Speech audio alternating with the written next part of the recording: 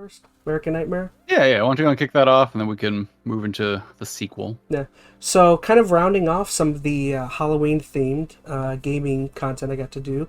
I recently went back, played through the original Alan Wake. I went back and watched a YouTube web miniseries that they had done. I thought that was very interesting as well, just because I was in the mood for more Remedy and stuff. The one thing I didn't get to replay was Control. That's kind of something I kind of wish I would have replayed before kind of going into the game after this. But yeah, I got to finally kind of knock out the game Alan Wake's American Nightmare. Did you ever get to play that, Phoenix, back when it was on? I think it was right. It was on Xbox Live back in Yeah, the I day. feel like it was like an arcade It game, wasn't a whatever it was, summer of like a arcade, mini right? It was like digital. I don't think it was Yeah, one I of think those. it was just a standalone digital release. I don't think it was like a physical copy of it. No, like the only one I've like played has been the first one, and I didn't even finish it. Like I said back in the day, and even now I'm still a little. I don't know. I'm a baby when it comes to spooky games, so I think I played like about half of it, and I think I just watched somebody play it afterwards. So I skipped over American Nightmare completely. Yeah. I guess kind of it's a very short experience, and I'm not gonna kind of touch on it too long, but it's a very short game. I think I beat it in like 3 to 4 hours. One really interesting aspect about it, coming off of Alan Wake, is Alan Wake for the most part, even though as you kind of get into the Remedy aspect, the once you get into their games, you kind of understand that their games, while they do have some spooky horror aspects, the games do a really great job of like mixing in times of levity, humor. I don't know, things that just seem to gel and mix well with the horror aspects, and it definitely felt like with American Nightmare, they definitely kind of ditched the more horror elements and went completely kind of more into the wacky and the weirdness, which I kind of appreciated about this, simply because it was only a 3 to 4 hour experience. If you don't know about the narrative, really the only real main kind of thrust with the story on this is Alan, of course, at the end. Well, I guess I should say spoilers. I mean, I did talk about the first Alan Wake, but at the end, Alan is kind of stuck in the dark place. He's stuck in the lake, a cauldron lake, and basically he's being, withheld. He's being withheld there by.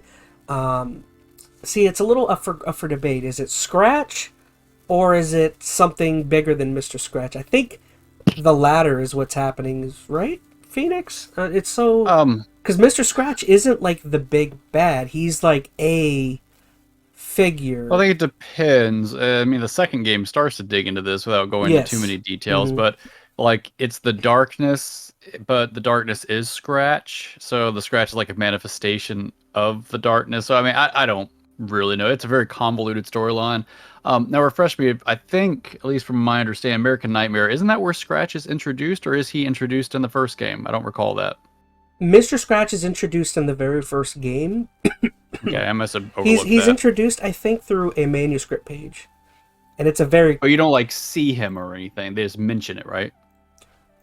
e. You just played him, so you're the one who No, can you refresh you me. do see him, but it's in like it's very quick. Like Alan, I think, is kind of in like a dark place moment where he's kind of just talking, or he's talking to himself, or kind of Hmm. going through whatever's happening, and he just sees he sees another him, and but it doesn't look evil or nothing. He just like doesn't understand it, and then that's all you Right. really see of him in the first one. And then in the second one, of course, they're like Do they full refer to fledged. him as Mr. Scratch in the first game? No, I don't think so. He See, just this kind is of this is why I says, "This is ask. another me," and I don't understand it. Yeah. So the reason I ask is I know Mr. Scratch is like a big player in American Nightmare. Like he's kind of like your big bad kind of in that game, isn't he? Oh, Hmm. he's a much more prominent character. Until I know a lot of people probably never touched American Nightmare because it wasn't it was standalone, but it wasn't like a physical release. It was kind of a short experience.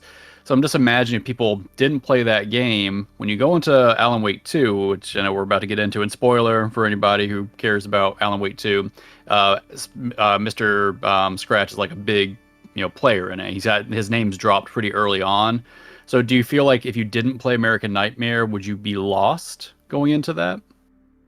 Um, When it comes to the Mr. Scratch stuff, does it matter to you? Um, gosh, I'm trying to think. I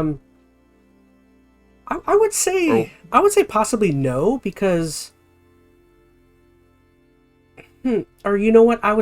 I'm changing my mind. I think yes. I think if you didn't play American Nightmare, you would be missing out on a lot of context as to like what Mr. Scratch, like what his goals are, what he wants to do. And I guess his mm, goals aren't that in depth. He wants to get out of the dark place. He wants to, I think his whole goal was right to essentially take over as Alan, because he's trying to find a vessel to get out of the right. dark place, and Alan is just see, that's the thing though, is Alan just like a perfect vessel, or is Alan, because Alan is the writer and the controller, he's just like a powerful tool? I'm thinking Yeah. more.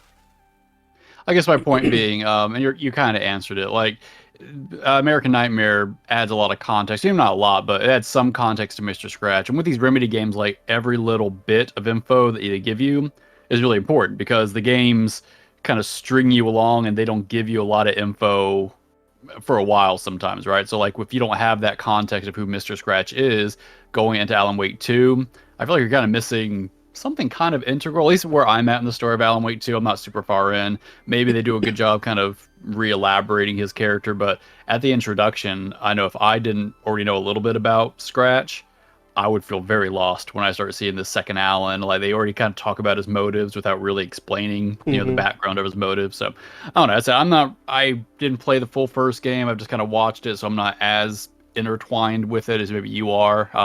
As an American Nightmare, I've mostly just seen like synopses of. So Well, then you start getting into a question of just like what context would you actually get out of American Nightmare? I just thought about it, but the main revelation of getting into Alan Wake 2, the main revelation is that Scratch is actually having a physical impact on the story, whereas in mm, previous titles, Alan was, I guess, strong enough to fight back and actually write his own story. But even in Alan Wake 2, oh gosh, getting into in Alan Wake 2, Alan starts to talk about how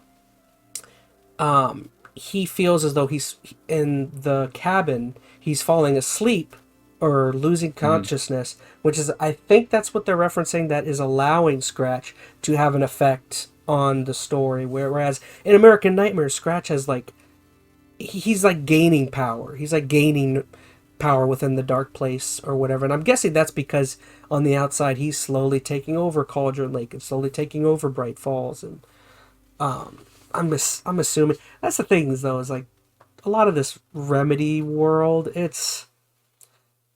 it doesn't reveal It itself doesn't till a lot later reveal. on too. Yeah, It's like it starts in one direction and starts like circling back, and then it intertwines, and nothing really fits together to like the last little bit. Anyway, I don't want to get off too far on no, American Nightmare. I more I just agree. wanted to know how you felt like how important is it to the story? Like, did you really need to play this game, or was it just kind of a one-off? If I missed this, not a big deal. Just thinking on it, I don't think it's wholly necessary for the Alan Wake universe to have played this game.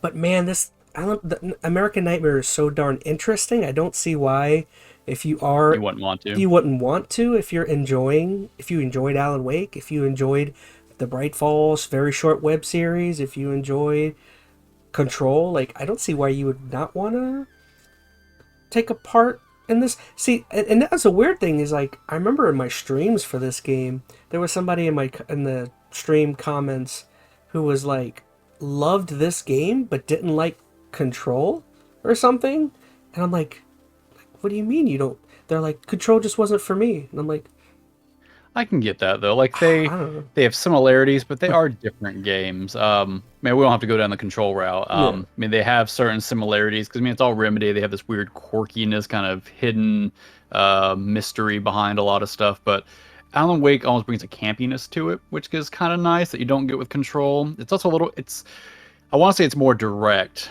although it's not really. But maybe it's a little more straightforward of a narrative in some Mm-hmm. ways. Control.